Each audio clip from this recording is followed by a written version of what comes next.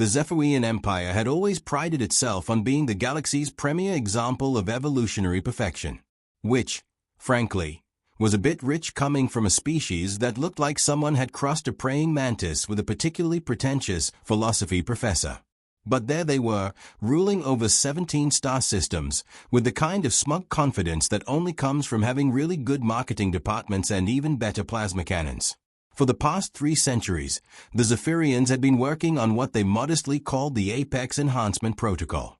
The goal was simple, really: take their already magnificent selves and make them even more magnificent. Think of it as cosmetic surgery for the soul, except with more genetic manipulation and significantly higher mortality rates. The serum they developed was a masterwork of biological engineering. It enhanced muscle density, accelerated neural processing, improved reaction times, and even threw in some nifty regenerative capabilities as a bonus. The only tiny, insignificant problem was that it had a rather unfortunate tendency to liquefy the internal organs of anyone who wasn't already a Zephyrian. Minor detail, that Dr. Vexthara, the project's lead scientist, had been getting increasingly frustrated with this particular limitation. His research notes from the period read like the diary of a very educated serial killer. Subject 847 expired within minutes. Disappointing. Perhaps the Kralthans simply lacked the genetic sophistication necessary for enhancement. And then, later, the Vothan test group lasted an impressive 6 hours before complete cellular breakdown. Progress, but insufficient. It was around this time that someone in the research department had what they considered a brilliant idea. Why not test the serum on humans? After all, humans were practically synonymous with expendable in most galactic databases. They were young, barely out of their home system, and had the kind of adorable technological limitations that made them perfect for this sort of work. The procurement team found her on Kepler 442b, working as a security contractor for a mining operation. Captain Zara Blackwood was exactly the kind of human that made other species slightly nervous, competent, fearless, and possessed of the particular brand of stubborn determination that humans seem to specialize in. She stood 5'8" in her combat boots, had the kind of scarred hands that suggested she'd never met a problem she couldn't solve with violence, and wore her authority like a perfectly tailored uniform. The Zephyrians, naturally, saw none of this. What they saw was a bipedal mammal with laughably primitive augmentations and a physiology so basic it barely qualified as sentient. Perfect test subject material. The acquisition itself was conducted with the kind of bureaucratic efficiency that the Empire was famous for. They didn't technically kidnap her, of course. That would have been crude. Instead, they offered her a contract for advanced military consultation services, with compensation that would have made a small planet's GDP look modest. The fine print, naturally, mentioned something about physiological compatibility assessments, but who reads fine print anyway? Zara, being neither stupid nor particularly trusting of 7-foot-tall insect philosophers offering get-rich-quick schemes, had her suspicions. But she also had debts, a crew to pay, and the kind of practical mindset that said worst-case scenario, I shoot my way out and steal their ship. The Zephyrians found her confidence amusing. Humans were so delightfully optimistic about their chances. The research facility on Zephyr Prime was exactly what you'd expect from a species that considered themselves the pinnacle of civilization, all smooth curves, ambient lighting, and the kind of sterile perfection that suggested no one had ever eaten a sandwich anywhere in the building. Dr. Vexthara greeted Zara personally, his compound eyes reflecting what he probably thought was benevolent scientific interest, but came across more like a chef evaluating a particularly promising piece of meat. Captain Blackwood, he said, his translation implant rendering his clicks and whistles into something approximating standard galactic. Welcome to the future of biological enhancement. You should feel honored to be participating in such groundbreaking research. Zara looked around the facility, taking in the containment cells, the medical equipment that looked more like torture devices, and the general air of we're definitely going to do horrible things to you. Right, she said. When do we start? The first injection happened that afternoon. The Zephyrians had thoughtfully provided her with what they called comfortable accommodations, which turned out to be a cell with a bed, a refresher unit, and about 17 different types of monitoring equipment built into the walls. The serum itself was administered with great ceremony, as if they were bestowing some kind of divine gift rather than potentially liquidating her internal organs. For the first few hours, absolutely nothing happened. Zara felt fine, looked fine, and responded normally to all their tests. Dr. Vexthara made increasingly frustrated notes about human physiological limitations and disappointing baseline responses. The research team began discussing whether they should increase the dosage or simply move on to the next test subject. It was around hour 18 that things started getting interesting. The first sign was during the routine physical assessment. The technician, a junior researcher named Klixvana, was running standard strength tests when she noticed that Zara's grip strength had somehow doubled overnight. Then the reaction time test started showing results that weren't just improved, they were approaching Zephyrian military standards, which should have been impossible. Dr. Vexthara was intrigued but not yet alarmed. Humans were known for their unpredictability, after all. Perhaps this one was simply a statistical anomaly. They increased the monitoring protocols and waited to see what would happen next. What happened next was that Zara broke the testing equipment. Not deliberately, mind you. She was simply following instructions during a standard agility assessment when she accidentally put her fist through a reinforced steel barrier that was supposed to be indestructible. The sound it made was somewhere between a bell ringing and reality having a small nervous breakdown. The research team stared at the hole in their equipment, then at Zara, who was examining her knuckles with the kind of mild interest usually reserved for checking the weather. "Sorry about that," she said. "Guess I don't know my own strength." Dr. Vexthara's notes from that day were considerably less confident. Subject displays unexpected enhancement integration. Recommend increased caution in future assessments. But the Zephyrians, being Zephyrians, decided that what they really needed was more data, which led to what they generously called combat scenarios and what any reasonable person would call "let's see how hard it is to kill this human." The first scenario involved 3 Zephyrian security drones programmed with standard military protocols. The idea was to see how an enhanced human would perform against their automated defenses.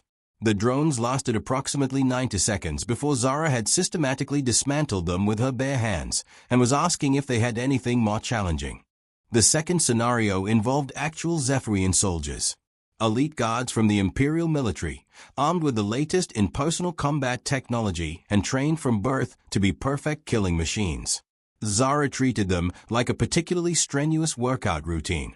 When the smoke cleared, she was standing in the middle of a room full of unconscious soldiers, not even breathing hard.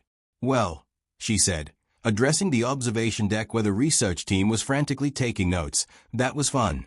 What's next?" Dr. Vexthara was no longer just intrigued.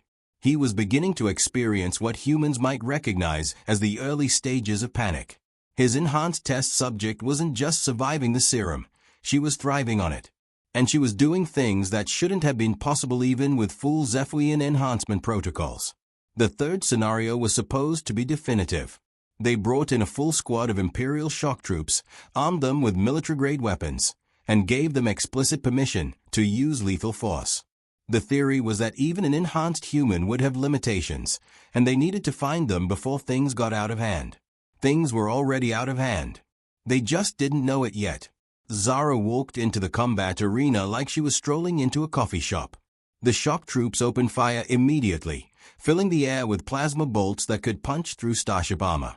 When the smoke cleared, Zara was still standing. In fact, she was smiling. "My turn," she said.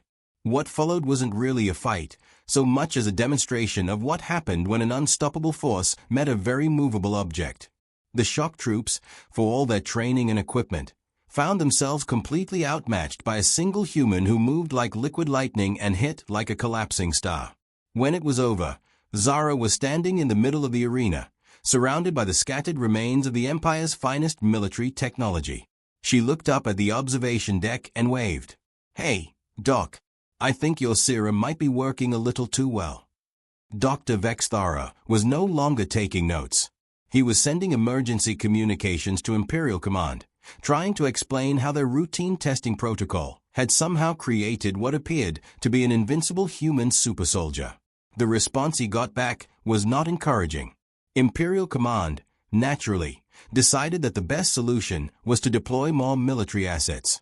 Because if a squad of shock troops couldn't handle one enhanced human, surely a battalion would do the trick. This demonstrated the kind of strategic thinking that had made the Zephyrian Empire so successful over the centuries. When faced with a problem, throw more resources at it until it goes away. The battalion lasted about as long as you'd expect. By this point, word was spreading through the imperial bureaucracy about the human situation on Zephyr Prime. The reports were contradictory, confused, and increasingly desperate. Some claimed that the test subject had somehow gained the ability to shrug off weapons fire. Others insisted that she was displaying impossible speed and strength.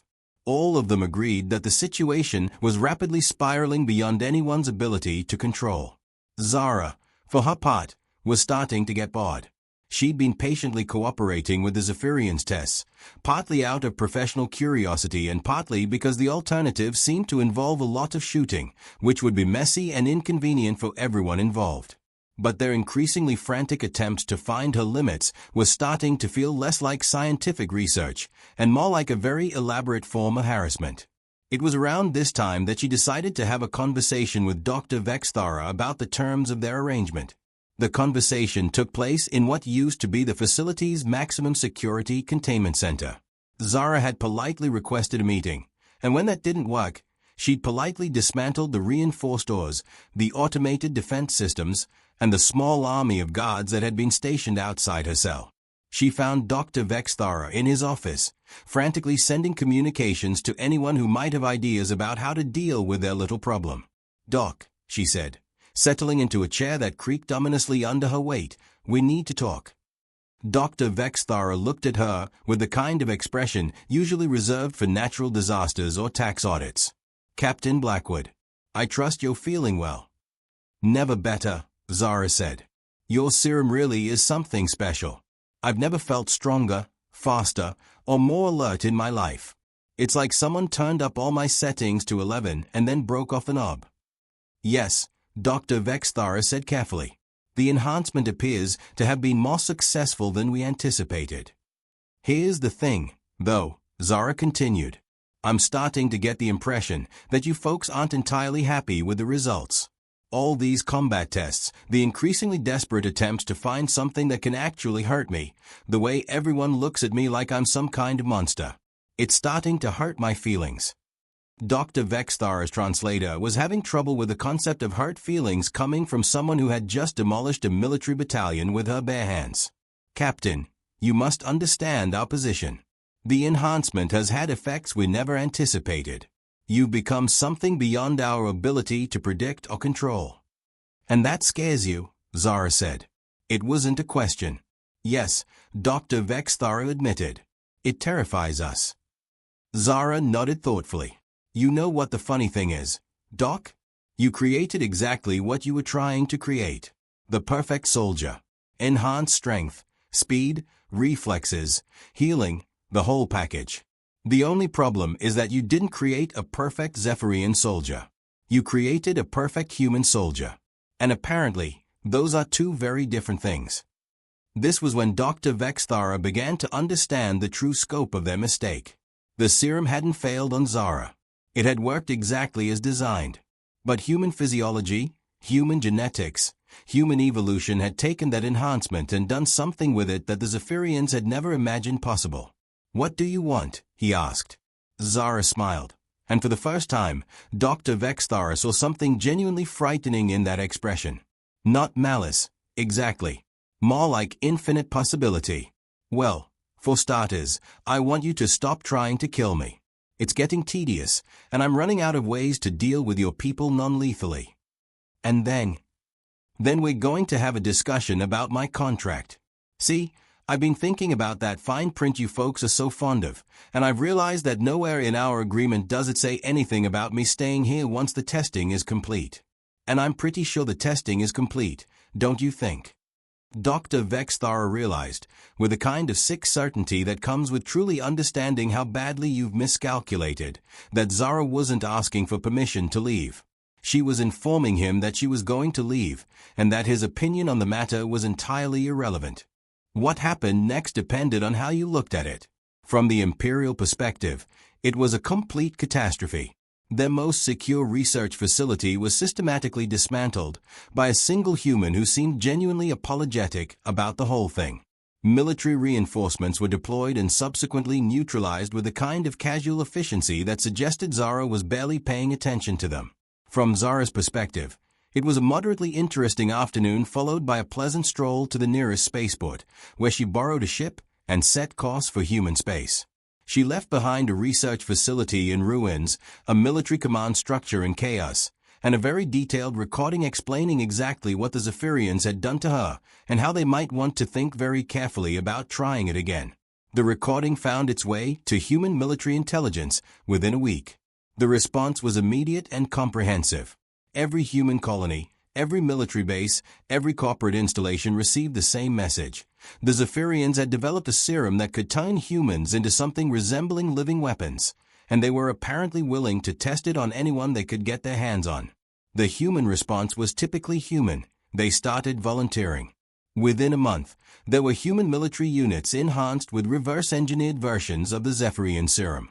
Within 6 months, there were entire fleets crewed by enhanced humans who could think faster, fight harder, and endure more than anyone had thought possible. Within a year, the balance of power in the galaxy had shifted so dramatically that the Zephyrian Empire found itself in the unthinkable position of being outmatched by the species they'd once considered barely worthy of notice. But that wasn't the end of the story. That was just the beginning. The real transformation began when Zara returned to Zephyr Prime. Not as a prisoner this time, but as the leader of a human fleet that had somehow managed to appear in their most heavily defended star system without triggering a single alarm. The Zephyrians, who had spent the better part of 2 years trying to figure out how to deal with their human problem, suddenly found themselves face to face with several thousand human problems, all of them enhanced, all of them armed, and all of them following the orders of the woman they'd once tried to turn into a test subject. The surrender negotiations lasted about 15 minutes. The Zephyrians, for all their pride and arrogance, were not actually stupid. When faced with the choice between total annihilation and accommodation, they chose accommodation, which turned out to be the beginning of the most interesting period in their species' history. Zara didn't want to conquer the Zephyrian Empire. She didn't want to destroy their civilization or enslave their people. What she wanted was something much more profound and, from the Zephyrian perspective, much more disturbing. She wanted them to understand exactly what they had created. The transformation began slowly. Enhanced humans started appearing throughout Zephyrian space, not as conquerors but as advisors, consultants, and increasingly, as objects of reverence. The Zephyrians, who had spent centuries believing themselves to be the pinnacle of evolution, found themselves confronted with beings who were demonstrably superior in every measurable way. It started with the military. Zephyrian commanders who had once dismissed human tactics found themselves studying every recorded engagement, trying to understand how their primitive opponents had so completely outmaneuvered them. Then it spread to the sciences, where Zephyrian researchers discovered that enhanced humans could process information, solve problems, and develop new technologies at rates that made their own achievements look embarrassingly slow. But the real change came when the Zephyrians started to understand what the enhancement had actually done. It hadn't just made humans stronger or faster. It had somehow unlocked potential that had always been there, potential that their own species had never possessed. Enhanced humans didn't just think differently, they thought better. They didn't just fight more effectively, they fought with a creativity and adaptability that turned every engagement into a masterclass in applied warfare. The religious transformation was inevitable. The Zephyrians had always worshipped perfection, and here were beings who embodied a perfection they had never imagined possible. Temples began appearing throughout the empire, dedicated not to abstract ideals but to specific humans who had demonstrated particular achievements. Zara, as the first and most famous of the enhanced, found herself elevated to something approaching divine status, which she found hilarious. "You realize," she told Dr. Vexthara during one of their regular meetings, "that you've basically created a cargo cult centered around your own research project." Dr. Vexthara, who had somehow managed to maintain his position as head researcher despite being responsible for the most significant upheaval in galactic history, nodded glumly. "The irony is not lost on us. We sought to enhance ourselves and instead created our own gods." "Not gods," Zara corrected. Just better humans. The same way you might create better Zephyrians, if you ever figure out how to make your serum work on your own people. This was the cruelest irony of all. The enhancement serum still didn't work on Zephyrians. They had created the perfect enhancement protocol, and then discovered that they were biologically incompatible with their own creation. Only humans, with their apparently unique genetic flexibility, could survive the process and gain its benefits. The new galactic order that emerged was unlike anything that had existed before. The Zephyrian Empire still technically existed, but it now functioned more like a client state serving the interests of enhanced humanity. Other species watched nervously as humans began expanding throughout the galaxy, not through conquest but through the kind of inevitable cultural and technological superiority that made resistance seem pointless. And at the center of it all was Zara, the woman who had started as a test subject and ended up as the focal point of a new form of civilization. She maintained a small fleet, traveled throughout human and alien space, and generally served as both ambassador and living reminder of what the enhancement could achieve. The Zephyrians built monuments to her. They wrote epic poems about her transformation. They established universities dedicated to studying her tactical innovations and philosophical insights. They turned the research facility where she'd been held into a pilgrimage site, complete with guided tours and a gift shop. Zara found the whole thing deeply amusing. She'd signed up for what she thought was a consulting contract and somehow ended up as the inadvertent founder of a new phase of galactic civilization. The Zephyrians, who had once considered themselves the ultimate expression of biological perfection, now spent their time studying humans with the kind of reverent attention usually reserved for religious texts. The galaxy had become a very different place. Humans were no longer the newcomers struggling to find their place among more established civilizations. They were the standard by which other species measured themselves, the goal toward which all biological enhancement research was directed, the proof that evolution was still capable of surprises. And somewhere in the back of her mind, Zara couldn't help but think that the whole thing served the Zephyrians right. They'd wanted to create the perfect soldier. After all, they just never stopped to consider that perfection might not look the way they expected it to. The universe, as it turned out, had a sense of humor.